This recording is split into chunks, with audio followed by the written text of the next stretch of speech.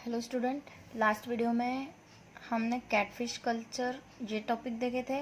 ये टॉपिक में हमने कैटफिश के बारे में, उसके local name and its varieties in India and its breed character, okay, इसके बारे में देखे थे।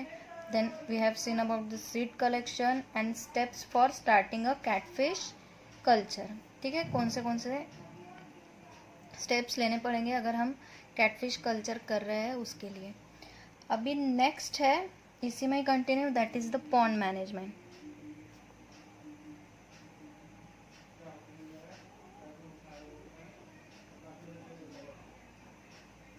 सो पॉन्ड मैनेजमेंट, सो अब जब पॉन्ड हमने सिलेक्ट किए हैं तो स्टॉकिंग करने से पहले वो पॉन्ड में क्या तैयारी करनी पड़ेंगे, ओके, ये सब देखेंगे। सो ऐसा ज़्यादातर देखा जाता है कि मतलब हम न्यू पॉन्ड में भी कलेक्शन कर सकते हैं या फिर कल्चर कर सकते हैं, या फिर ओल्ड पॉन्ड में भी कल्चर कर सकते हैं, दोनों प्रेफर किए जाते हैं। But it is scene that the old one is the best for the culture. अगर ओल्ड पॉन्ड में ही हम फिर से कल्चर स्टार्ट करेंगे तो वो बेस्ट होता है। लेकिन सपोज अगर किसी रीज़न से हमारे पास ओल्ड पॉन्ड अवेलेबल नहीं है और हमने न्यू पॉन्ड लिया, तो उसके लिए हमें क्या करना पड़ेगा, सबसे पहले पॉन्ड को फर्टिलाइज करना पड़ेगा बिफोर स्टॉकिंग। सो फर्टिलाइज के लिए ज़्यादातर काउ डंक और लाइम ये सब यूज़ किया जाता है।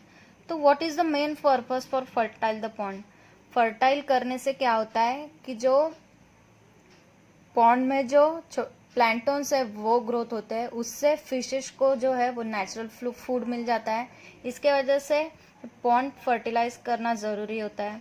और हो सकता है कि हम बहुत दिनों से अगर ओल्ड पॉन्ड अगर वैसे ही पड़ा है तो उसमें बहुत सारे जैसे बैक्टीरिया, फंगी ऐसे ग्रो हो सकते हैं, उसके वजह से उसको फर्टिलाइज करना it is a very important process. Then in case of old pond, अगर हम ओल्ड पॉन्ड ही फिर से यूज़ करें, अगर हम नया कर रहे हैं तो ऑफकोर्स हम उसको फर्टाइल करेंगे।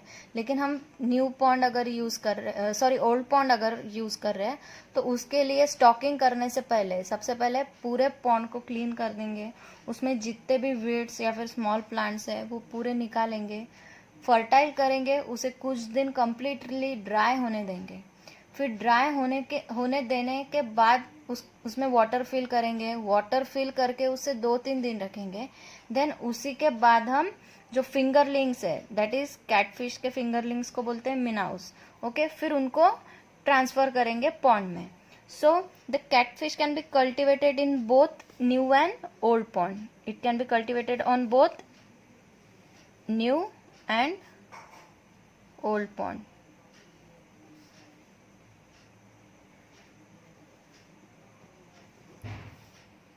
Then the old one is the old pond, that old one is the best, okay. So if we are using a new pond, then we have to use the fertilizer, okay. If we are using new pond, so we have to use fertilizer.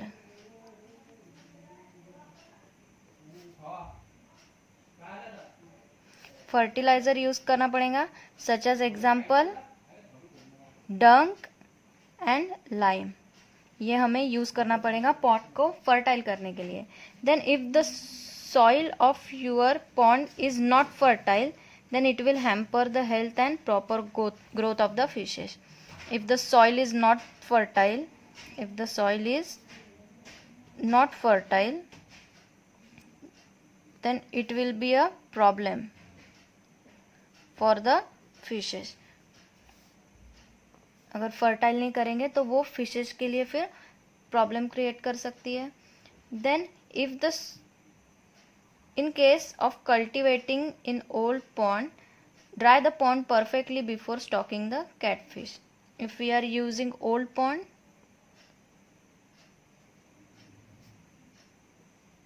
then it should be dry properly,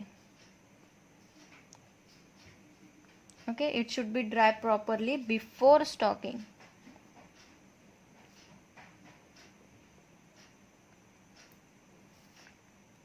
उसमें fingerlings या फिर मिनाव, catfish के मिनाव्स डालने से पहले हमें pond को जो है वो प्रॉपरली और कम्प्लीटली ड्राई करना पड़ेगा।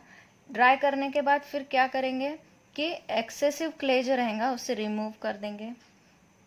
जो एक्सेसिव क्ले रहेगा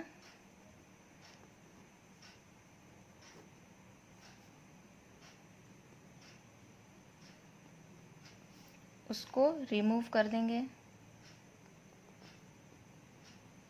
और जो वीड्स रहेंगे, जो छोटे छोटे झाड़ रहेंगे, उसे भी रिमूव कर देंगे। सो क्ले की वजह से क्या हो सकता है कि जब फिंगरलिंग्स यहाँ से वहाँ, वो पॉन्ड ऑलरेडी यूज़ हो चुका है, ठीक है, ऑलरेडी यूज़ होने की वजह से जो क्ले है, अगर न्यू हम फिंगरलिंग्स डालेंगे तो ऑफ कोर्स वो पानी में इधर से उधर मूव करेंगे। मूव करने की वजह से टर्बिडिटी फॉर्म हो सकती है। उसके वजह से जो एक्सेसिव क्ले है वो भी रिमूव करना पड़ेगा। और वहाँ पे जो जब हमने काउ डंग से उसे फर्टाइल किया है तो छोटे छोटे प्लांटोन्स ग्रो हो जाएंगे, तो उसके वजह से जो वीड्स रहेंगे उसे भी रिमूव करना पड़ेगा, ताकि जो हमारे छोटे छोटे फिशेस हैं उनको वहाँ पॉन्ड में मूव करने के लिए जगह मिल सके। Then after that apply lime and other fertilizer. जब ये रिमूव कर देंगे, इसी के बाद ही क्या करेंगे, फर्टिलाइजर अप्लाई करेंगे। Then cover a certain area of a pond with a net where you will stock the minnow for the first time. So जो एरिया रहेगा जिसमें हम minnows, that is the fingerlings,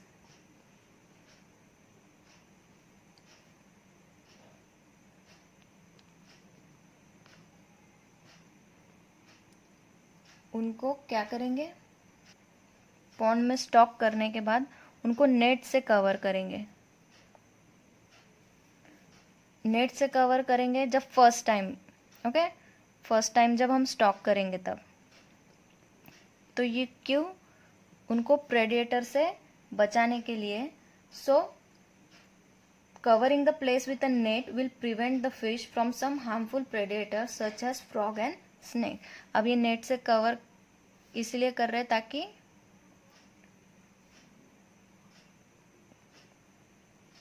prevent from predators such as frog and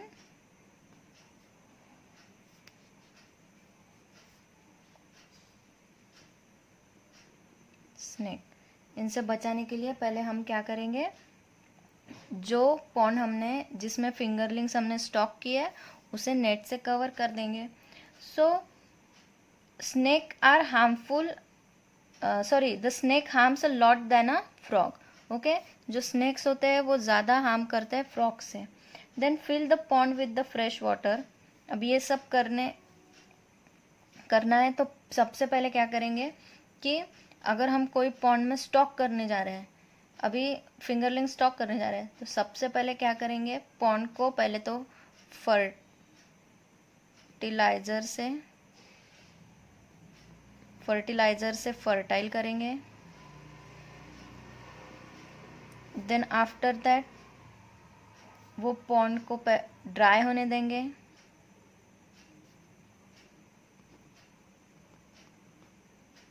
then dry होने देने के बाद उसे क्या करेंगे, 2 to 3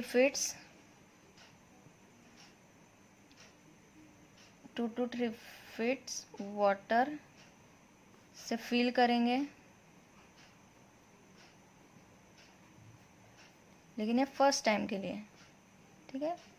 वाटर को फिल करने के बाद फिर उसकी फेंसिंग करेंगे। ऊपर से हम नेट डालने वाले हैं फॉर द प्रोटेक्शन।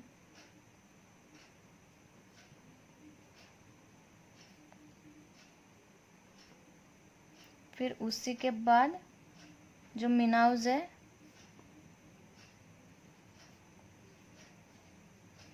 वो स्टॉक करेंगे after 2 to 3 days।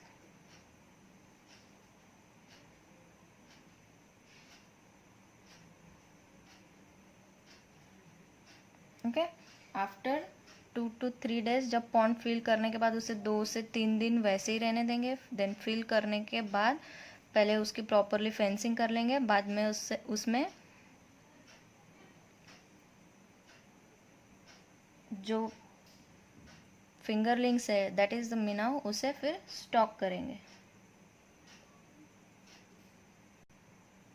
Now next is the minnows. अब पॉन्ड की तो पूरी तैयारी कर ली, लेकिन जो फिंगरलिंग्स है वो हम लाएंगे कहाँ से? So after completion of all pond management task, stock high quality of catfish minnow. जो हम स्टॉक करने वाले हैं वो मिनाव्स कैसे होने चाहिए? High quality.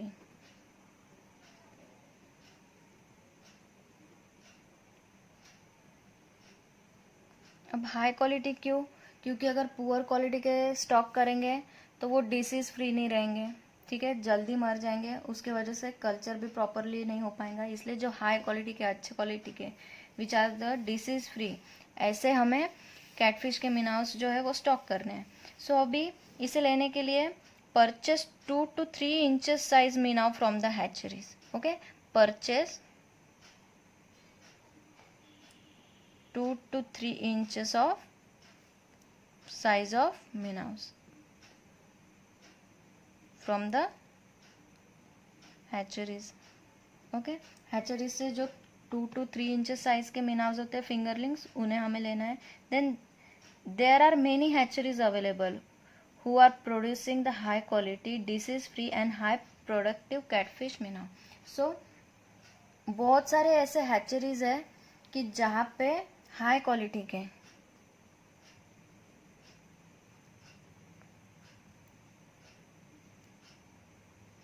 Then disease free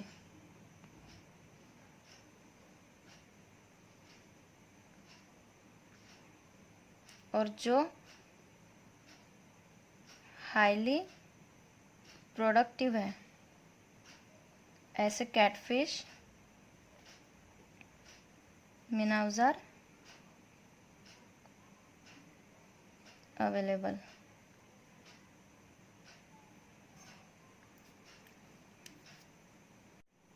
so after stocking minnows, जब स्टॉकिंग करेंगे तो उसके बाद हम क्या करेंगे कि anti fungal medicine, okay, anti fungal medicine, anti fungal medicine है वो पूरे पॉन्ड में अप्लाई कर देंगे। Okay,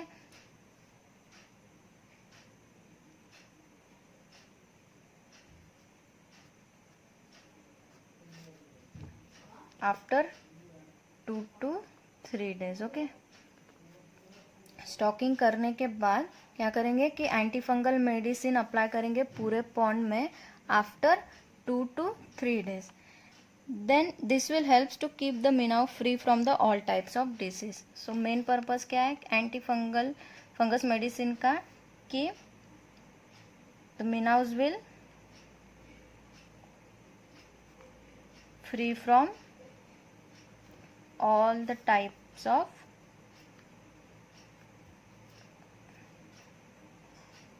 diseases। okay,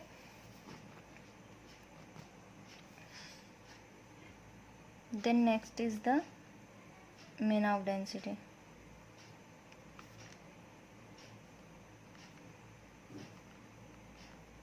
अब जितना हम स्टॉक करने वाले हैं मिनाव डेंसिटी, वो भी पॉन्ड के हिसाब से ही बराबर उतने ही हमें स्टॉक करने पड़ेंगे। ऐसा नहीं कि हमने बहुत कम एरिया लिया है और बहुत कम एरिया में हमने एक साथ बहुत सारे मिनाव स्टॉक कर दिए, ऐसे से भी कोई फ़ायदा नहीं होगा, ओवर क्राउडिंग हो जाएंगी, उसके वजह से जो कल्चर है वो बराबर नहीं हो पाएगा।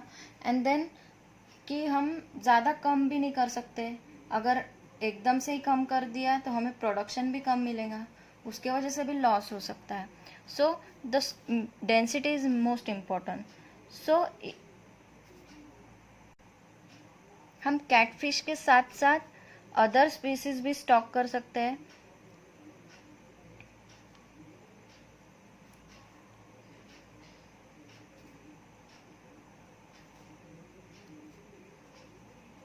और विथ अदर फिश स्पीसीज, अगर हम कैटफिश के साथ साथ इफ वी आर कल्टिवेटिंग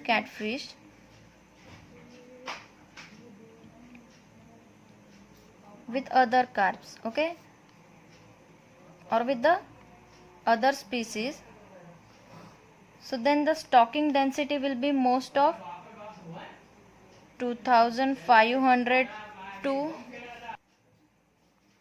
3000 पर एकर्स, ओके। अगर कैटफिश के साथ साथ अगर अदर कार्प भी हम ग्रो कर रहे हैं तो उसके लिए पर एकड़ डेंसिटी कितनी होंगी, 2500 to 3000। And if we increase the number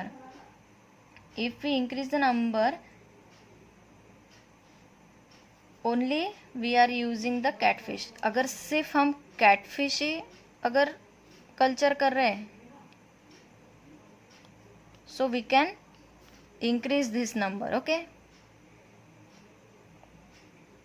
increase the stocking density, क्योंकि सबकी ग्रोथ वो अलग अलग होती है, उसके वजह से कौन सी स्पीसीज कितना ग्रो करने वाली है उसके हिसाब से हमें उतनी ही डेंसिटी स्टॉक करनी पड़ेंगी। Then we can cultivate the catfish with the other fish species such as, हम कैटफिश के साथ साथ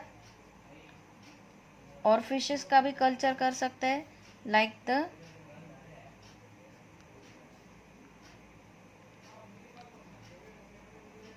तालीपाई फिश एंड पंगास एक्सेट्रा, ये फिश भी हम इसके साथ साथ कल्टीवेट कर सकते हैं। Then we can stock about 4000 to 5000 catfish with this species, okay, 4000 to 5000 पर एकड़ एरिया में हम इसके साथ साथ इतने हम स्टॉक कर सकते हैं, 4000 to 5000। Then cultivating catfish with the carp fish will help you to reduce the feeding cost, okay, cultivating catfish with other carp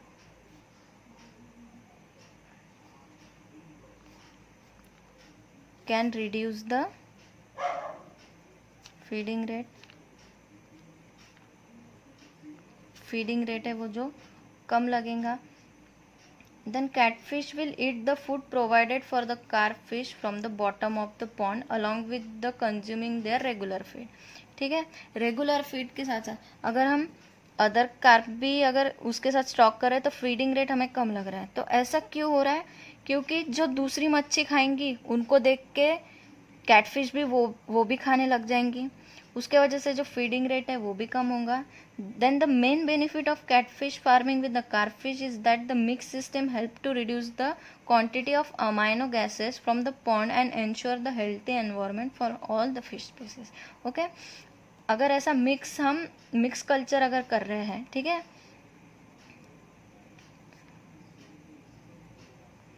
अगर हम मिक्स्ड कल्चर कर रहे हैं तो उसमें एक प्रॉफिट क्या होता है कि इसके बेनिफिट्स क्या है कि पहले तो अमोनिया गैस जो है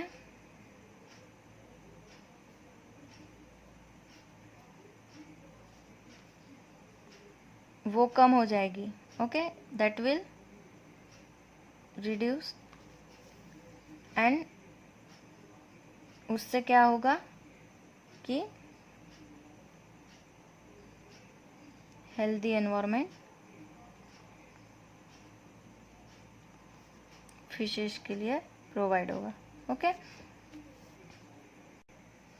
सो एक बार फिर से रिवाइज कर लेते हैं कि पॉन्ड मैनेजमेंट में हमने क्या देखा कि न्यू और ओल्ड ये दोनों पॉन्ड में हम कल्टीवेशन कर सकते हैं, न्यू पॉन्ड में भी ओल्ड पॉन्ड में भी, लेकिन ओल्ड पॉन्ड जो है वो बेस्ट रहेगा, ठीक है।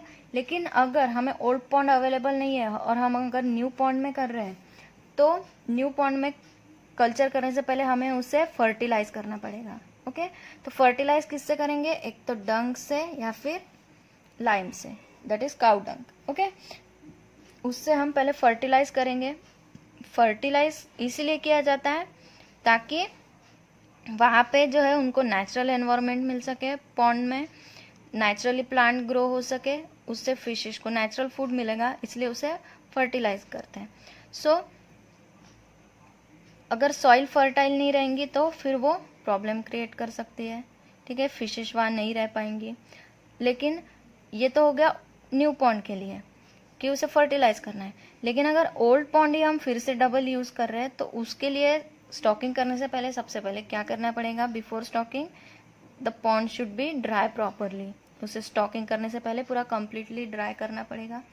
फिर उसमें जो क्ले रहेगा, एक्सेसिव क्ले, क्योंकि ऑलरेडी यूज़ हो चुका है, उसके वजह से क्ले ज़्यादा होने की वजह से उसे रिमूव कर देंगे, और वहाँ पे जो झाड़ियाँ हैं वो भी रिमूव कर देंगे ताकि फिश को मूवमेंट करने में आसानी हो इसके वजह से। फिर उसी के बाद हम क्या करेंगे? उसमें फर्टिलाइज़र अप्लाई करेंगे। Then we will stock the minnows. Okay, अगर फिर हम मिनाउस भी अगर स्टॉक कर रहे हैं तो उसके लिए फर्स्ट टाइम में हम क्या करेंगे? जो पॉन्ड को है उसे नेट से कवर कर देंगे। तो नेट से कवर क्यों कर रहे हैं? To prevent them from the predators, predator से प्रिवेंट करने के लिए। सो अब ये स्टेप फॉलो की जाती है कि फर्टिलाइज़र यूज़ किया जाता है, किस लिए? सॉइल को फर्टाइल करने के लिए, ठीक है, ओल्ड पॉन्ड में, ठीक है, ये सब ओल्ड पॉन्ड के लिए है।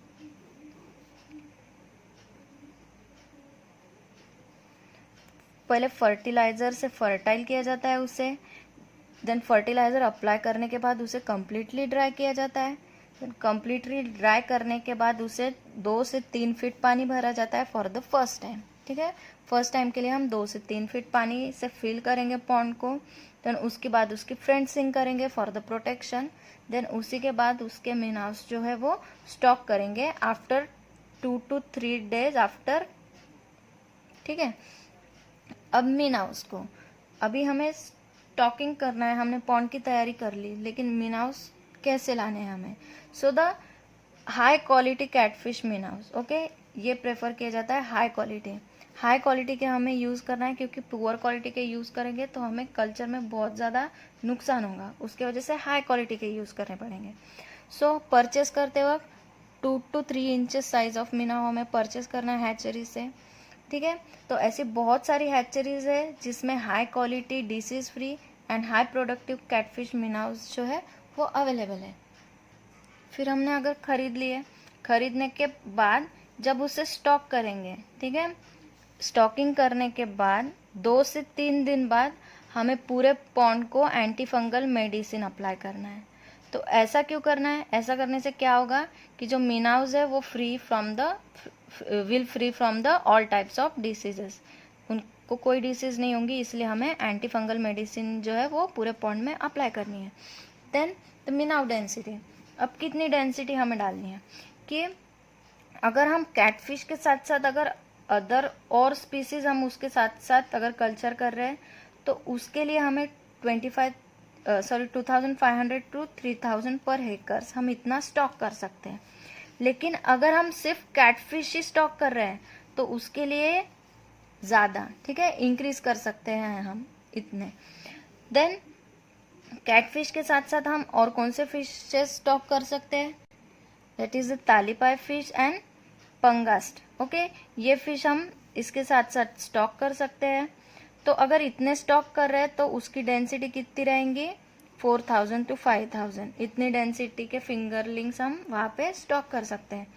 Then cultivating of catfish with the other carp can reduce the feeding rate, okay. अगर कैटफिश के साथ साथ अगर और कोई कल्चर भी, और कोई फिशेस का कल्चर अगर हम साथ में कर रहे हैं तो उससे फीडिंग रेट भी कम हो जाएगा। तो ऐसा क्यों हो रहा है? क्योंकि अगर हम कैटफिश का सिर्फ कल्चर कर रहे हैं तो उनको हम जो मील प्रोवाइड कर रहे हैं उनको वही मील हमें देना पड़ेगा। लेकिन हम अगर अदर उसके साथ साथ कर रहे हैं तो जो वो खाएंगे वो ये भी खाएंगे, और जो ये खाएंगे वो भी खाएंगे, इसके वजह से फीडिंग रेट जो है वो कम हो जाएगा। Then it is seen that the mixed culture is the best, okay. Mixed culture ज़्यादा, अगर सिंगल सिर्फ कैटफिश का ही कल्चर करने से ज़्यादा अगर उसी के साथ साथ अगर और कोई भी कार्प, अगर हम उसके साथ साथ और कोई स्पीसीज कल्चर कर रहे हैं तो वो ज़्यादा बेनिफिट देगा। क्यों? क्योंकि ऐसा करने से जो अमोनिया गैस है वो रिड्यूस हो जाएंगी, and it will be healthy environment for the fishes. अब इसके बाद का हम नेक्स्ट वीडियो में कंटिन्यू करेंगे। Thank you.